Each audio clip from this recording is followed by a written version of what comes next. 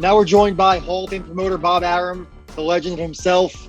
Bob, thank you so much for joining the show. You have a big fight on Saturday, another Mexican war. You've done a million of them in the past. Miguel Berchelt, Oscar Valdez, 130-pound title fight. Biggest fight of the year for you so far.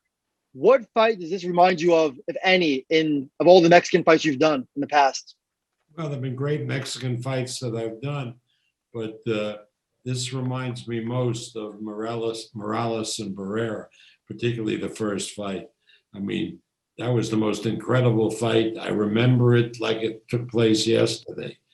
I mean, one guy would punch the hell out of the other, push him from one end of the ring to the other, and you'd think the referee was going to jump in and stop the fight. And then the guy who was getting pummeled would pull himself together and start beating the hell out of the other guy. What a great, great fight. What a great fight. I mean, that was one of my all-time favorite fights. And you know what was on the undercard? Yeah. Margarito against Sergio Martinez. Can you believe that? That was Wow. the undercard. Yeah, that was before Sergio Martinez really rose to stardom. Yeah, Margarito beat him. I know Margarito had a lot of controversy with the hand wraps and everything, but man, he was a fun fighter. That first fight with Miguel Cotto, I'll never forget it. Yeah, I mean, that was incredible. I mean, Margarito, almost every fight he had was incredible. I mean, he was a real gutty guy. Wasn't the most skillful fighter, but certainly the bravest. Yeah, Bob, we talk about the Mexican blood in fighters, and we talk about the fact that they come from Mexico and what that means. But you've seen enough of these fights over time. What is it that makes the Mexico versus Mexico fight just so special, especially when it's featuring two high-level elite performers like these two guys that are coming up Saturday on ESPN? Mexico against Mexico, two fighters, brings out the passion and the desire in both of them.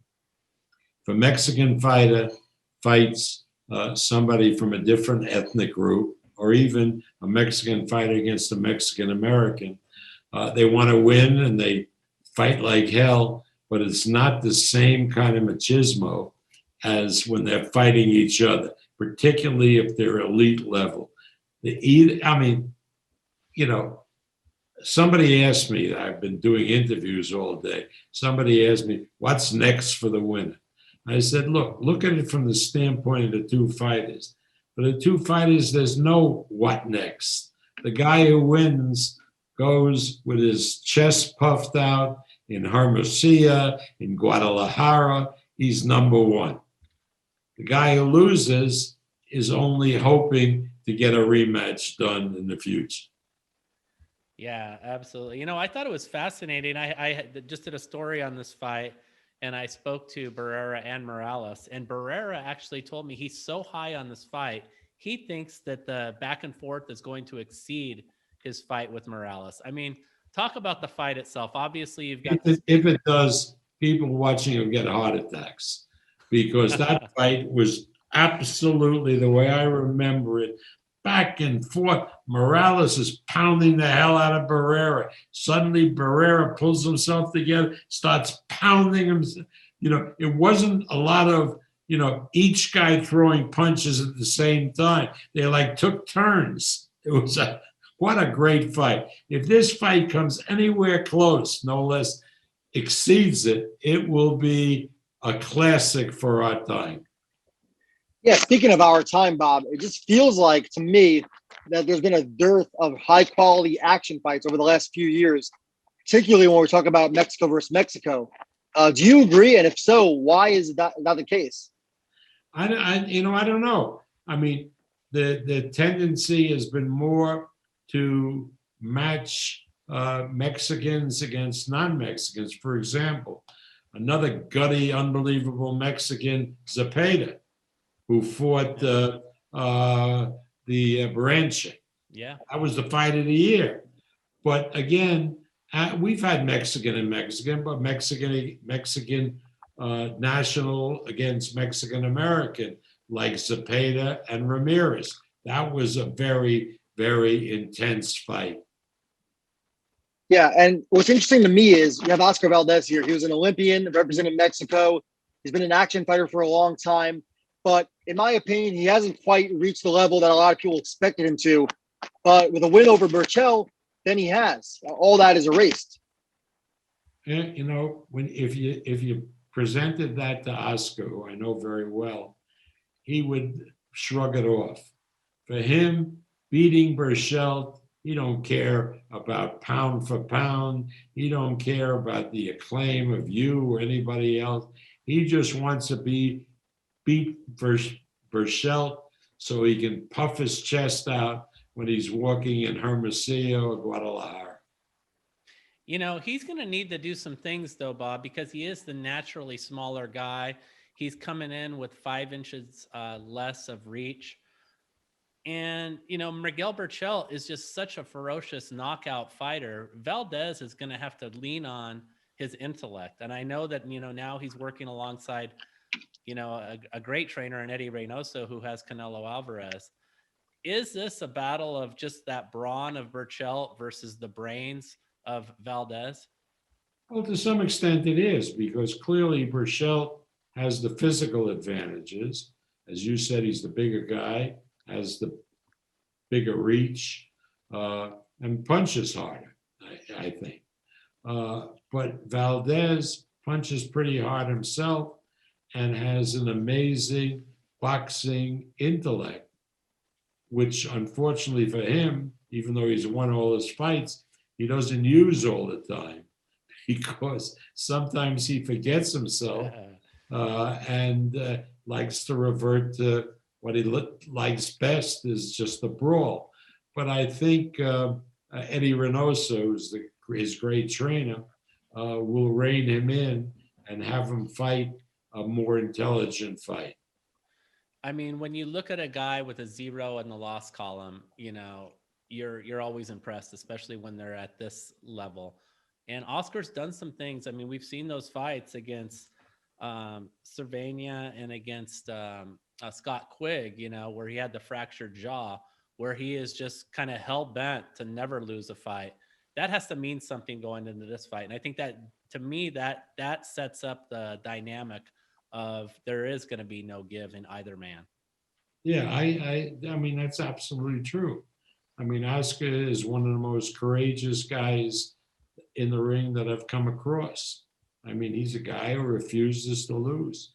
I mean, imagine getting your jaw broken in the 5th round and you're fighting a guy who missed weight, so he outweighs you by a lot, and you go toe to toe with him and you beat the hell out of him and you win a unanimous decision. I mean, that tells you all you want to know about Oscar Valdez. Right. And Bob, look, Miguel Berchelt, he's been at it for a long time, 6 title defenses, been a champion, I think, for 4 years now. And he's more than a 3-1 favorite. And all bets are presented by BetMGM. And this fight is at the MGM, actually. Berchelt's the favorite for a reason. This guy's really strong. He comes straight forward. He's a powerful puncher. And a lot of people think he's the number 1 guy in a really stacked division. I mean, this is the best I can remember 130 in a long time. Besides Berchelt and Valdez, you have Shakur Stevenson, who you also promote. You have Gervonta Davis. You have Jojo Diaz, who fought Shavkat Rakhimov on Saturday. That was a really good fight. You have Rakhimov, obviously. Where do you see this division going? Oh, and let me not forget Frampton and Herring too. Herring, right? Frampton and Herring are going to fight. They're going to fight in Dubai. So, well, if I had first of all, let's talk about Berchelt and Valdez. Berchelt is a 3-1 favorite, maybe a little bit more, but I think for value for money, the bet should be on Valdez. I think it shouldn't be a 3-1 fight, but that's my personal opinion. Secondly, I really think that either guy, Berchelt and Valdez, in with Shakur Stevenson, would be a classic. But the way Shakur Stevenson is going, it'd be hard for anyone to beat him. yeah. And Miguel Berchelt against Shakur. I know Shakur's been calling out Berchelt for a long time. I spoke to Miguel yesterday. He said that's the fight he really wants next, but he's not looking past Valdez, of course, he said. But he also said that he is on a fight-by-fight with Top Rank, even though Top Rank has the partnership with Zanfer. Is that your look at it too? Yeah, Janfer is his promoter, and we do a deal with Zanfer, who is Fernando Beltran's company, and he's family with Todd DeBuff, and that's true. And we do a fight-by-fight deal with Zanfer on Berchelt. But again, we're going to deliver, if he wins, big fights for him, and there'll be no fight bigger, in my opinion, than Berchelt and Shakur, and that would be a major pay-per-view fight. That is what you're hoping to do, Bob? No, I'm not saying Okay. hoping, because, if you had a bet, with the odds, you bet Valdez. Okay. Well, I mean, clear up. I mean, you mentioned, Mike mentioned the situation with Frampton and Herring. I mean, this was a fight that was supposed to take place February 27th in England, and now it's going to be pushed back to Dubai in the spring. What is going on there? Yeah, it's going to take place, I think, either March 27th or April 3rd. And it's going to be in Dubai, in a spanking new stadium in Dubai, where we'll hopefully get a lot of people in. It'll be a big, big event. They're talking about putting Michael Conlon on the card as well. And it'll be a tremendous, tremendous battle. And we expect that we'll be able to televise it over on ESPN on a Saturday afternoon, which is April 3rd or March 27th. Yeah, Bob. I mean, you wanted to break into the Middle East for a long time. You had the major heavyweight title fight between Joshua and Ruiz in Saudi Arabia. Now we're going to have Frampton Herring in Dubai. Do you think this is the beginning of the Middle East really becoming more of a hotbed for boxing? Well, the first thing they did was the Abraham Accords. So now I'm welcome with open arms with my Muslim brothers in the Mideast. And yeah, I hope to do a lot of events in the Mideast. There is going to be an impetus for tourism. And so places like Saudi Arabia, Qatar, Abu Dhabi, Dubai, two Emirate countries, will all be competing to do events. I think the next big territory for boxing outside of the US and the UK will be the Mideast. Did Frampton actually have a hand injury, Bob? Or I've heard some rumblings that there was actually financial difficulties connected to this fight. No, I don't think that's true. What the hell does Frampton care about a promoter having or not having financial difficulties? No. I mean, he called me up when his hand, when the pain got, in his hand, and the doctor said that he had to take off for a couple of weeks. But he WhatsApped me to apologize and so forth. No, it was a completely legitimate thing. Remember that crazy situation in Philadelphia where the poor kid was eating breakfast or lunch and a whole column in the hotel collapsed on him and fractured his hand. So it was it was the same hand. Anyway, he'll be fine, but no, the fight would have happened absent the injury. You've got a lot on your hands, so to speak, because you've got to make sense of who's going to fight who in this 130-pound division. How do you make sense of it, and how talk us through it as a promoter where you say, like, you know what, it makes more sense for this winner to fight this winner versus this guy to fight this guy. How do you do that? Well, I have I'm blessed with people who are either managers or advisors to these fighters who are very, very intelligent. And I sit and talk it out with all of them. I don't direct them. I don't say, hey, let's do this fight and that fight. I mean, Shakur is guided by James Prince, who's a terrific boxing guy, and Valdez with Frank Espinoza and Eddie Reynosa. Can't get better than that. The Berchelt with Fernando Beltran and Abraham, two terrific boxing guys. Herring has the Bomac and Crawford advising him, and Frampton has Frank Warren and MDK advising him. So we all talk it out and we figure what's best for everybody. You know, again, my opinion is one opinion.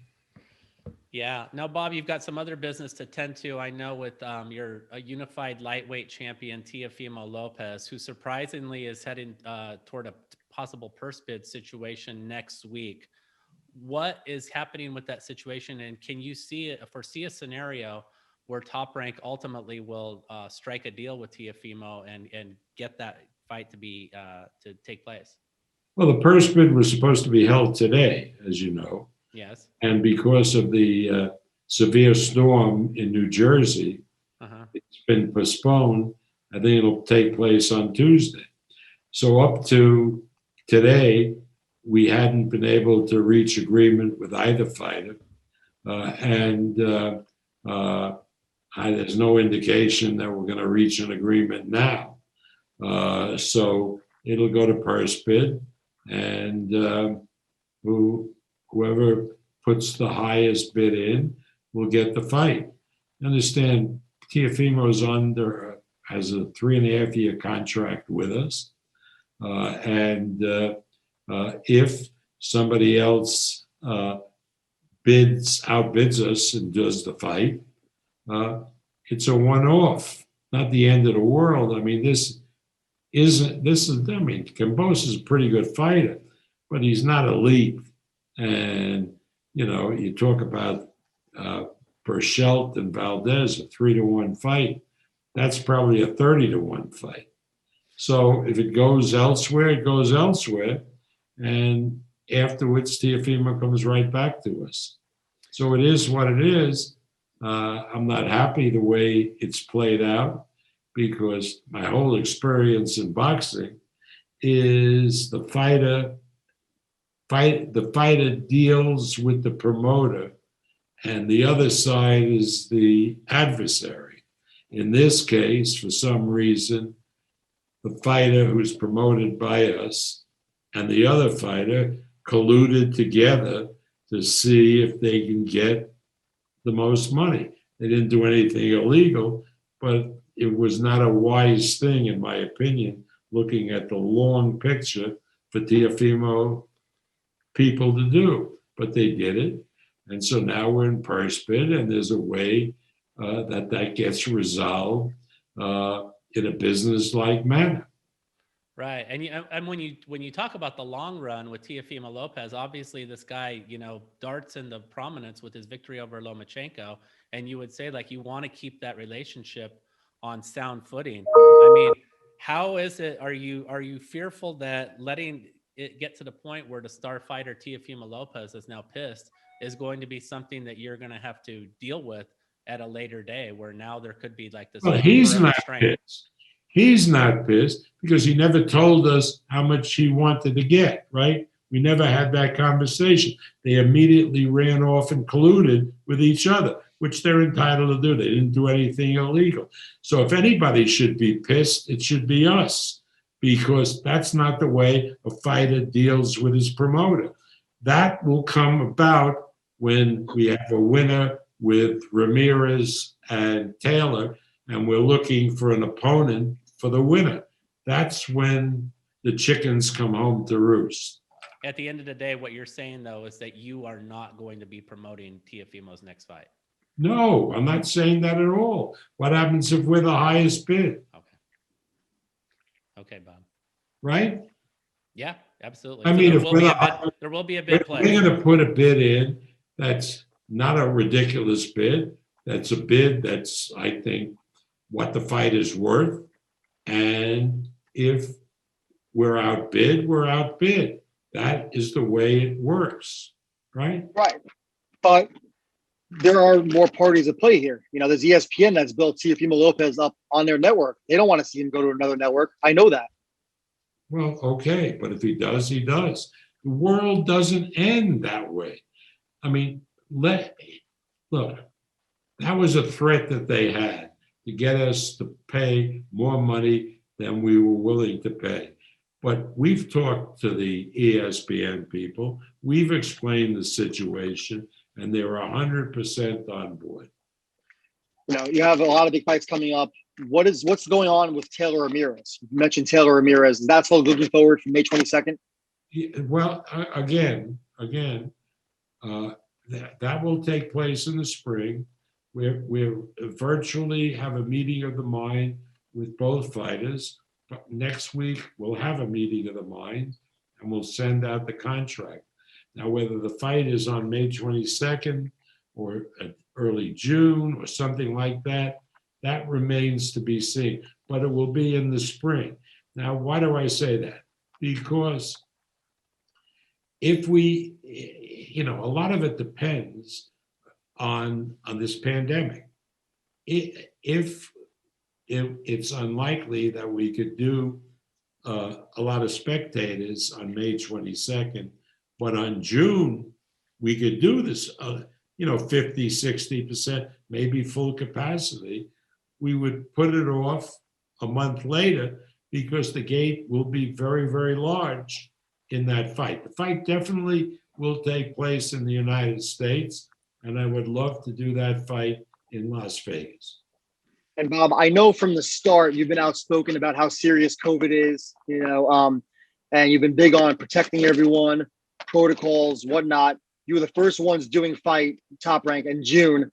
You know, Eddie Hearn comes back in August. I think PBC was August. So you were the first out of the gate, but you're going to be the last out of the gate by a long shot with fans. You know, we had fans at Gervonta Davis, Leo Santa Cruz on Halloween. And we've had fans every month since with Eddie Hearn fights, Golden Boy fights, etc. What is their reasoning behind Top Rank waiting so long?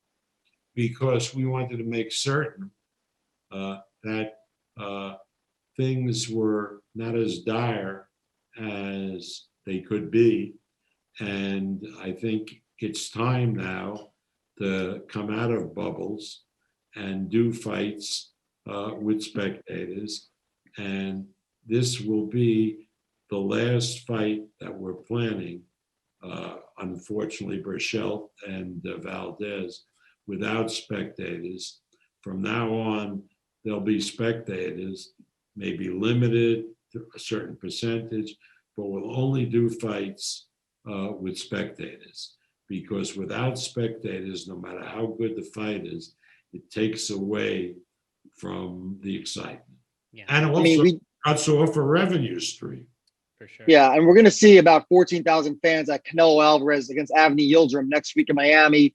We had I think 20,000 or so maybe at the Super Bowl a couple of weeks ago. In hindsight, should Top Rank have had Berchelt-Valdez in front of fans? That would have been a big fight in Texas. Well, maybe yes and maybe no. It's really, it would have sold out Staples Center. And in LA. Well, in LA, but again, they aren't opened up yet. And I just didn't want to take a chance with my people, with the fighters in Texas. And maybe it was wrong. It probably cost me some money, but it is what it is.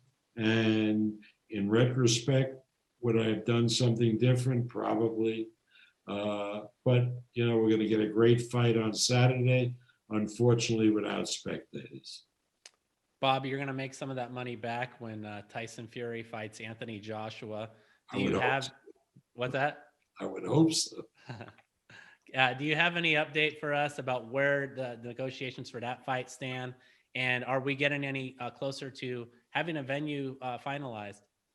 Lance, you got to understand, this is a multi-million-dollar venture. This is probably the biggest money fight that I've been involved in, and because, I mean, Mayweather-Pacquiao turned out to be a huge money fight, but that was because subsequently with all the pay-per-view buys. So on this fight, where the money is involved, it's all huge. You know, there are lawyers involved. We have a lawyer. Tyson Fury has a lawyer. Frank Warren has a lawyer on our side. Matchroom has a lawyer on their side. So what you do in this situation is they sent us the first draft. And then we made a number of changes, and it's called a red line. Different, you know, no, not this, but this. We sent it back to them. They looked at our changes and they rejected some of the changes and accepted others. They sent it back to us. We then sent it back to them. You know, remember, we have to then, because of the difference in time, I mean, I'm dealing with English lawyers, you know, my lawyers in California, so it takes time to go over everything. But what I can say is we are down now to the last couple of points. Everybody has done their job. Everybody has had their say. Everybody has gone over the document. And hopefully we'll be able to come to an agreement on these last couple of points, which I really believe will be the case. And at that point, under the contract, which I don't want to talk about what's in the contract, both parties will jointly announce the fight, and then maybe a week or two later, they will announce the site of the fight. That's the plan. Now, the way I'm talking, it's not done yet, but I'm extraordinarily optimistic that it gets done. Great news, Bob. All right. Well, Bob, thank you so much again, as always, for joining us. Really, really appreciate it. Can't wait for all the fights, starting with Berchelt-Valdez, and we'll see you soon. Okay, good. Hopefully, our next fight will have our next fights will have spectators. And I think when we do Ramirez and Taylor, we'll be able to do it in a place where 10,000 fans or more will be able to watch. And hopefully the pandemic in the UK will have come under control, so we get a lot of Scottish fans and Brits coming over from the UK to enjoy Las Vegas and watch the fight. We'll be there. Thank you so much Okay, for good today, Bob. talking. Appreciate it.